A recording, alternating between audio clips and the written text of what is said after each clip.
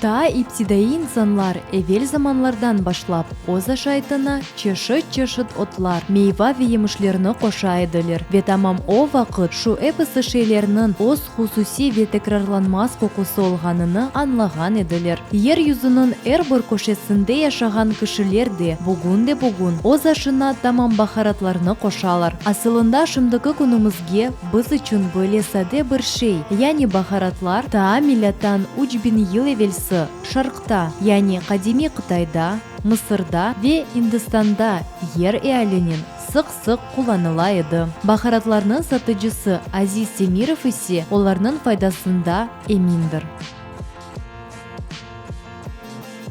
Сейчас очень хороший, популярный куркума. Все пьют сейчас. 150 грамм теплой водички, пол чайной ложки. И корица тоже так же. И имбирь тоже так же. Имбирь иммунитет хорошо поднимает.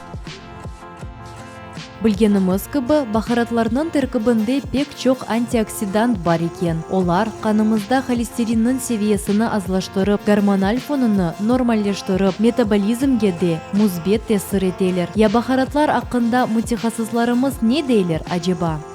В состав пряных растений входит много биологически активных веществ, которые могут оказывать как негативное, так и отрицательное воздействие на организм человека. Прежде чем добавлять в пищу новую экзотическую пряность либо специи, необходимо учитывать, что они могут вызывать аллергические реакции в организме больного. Если в семье есть аллергики, необходимо проверить переносимость данного растения либо данной специи на аллергическую зависимость.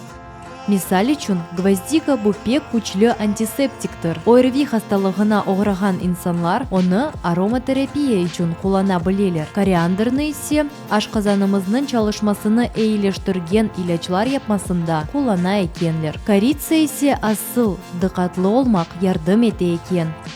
Кроме того, нужно осторожно обращаться с душистыми пряностями следующим категориям людей. Это кто страдает болезнями гастритов, болезни желудочно-кишечного тракта, бронхиальная астма, почечная недостаточность.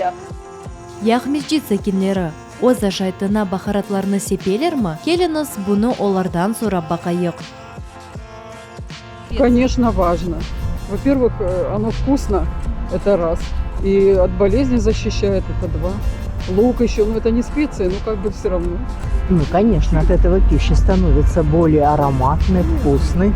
Это в некоторых странах это как считается больше традицией, потому что у них основные блюда завязаны на специях.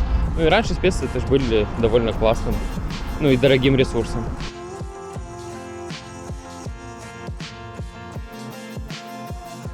Желательно такие, которые в Крыму прорастают. Петрушка это в зелени относится, а так кинзу употребляю. Перец сушеный, красный, сладкий, острый. Куркума, там обычный перец черный молотый. И там соль, допустим, со специями, как адыгейская, такая тоже прикольная. Кориандр я кладу, такой вот, чеснок, зелень, вот все это все, что вот такое вот.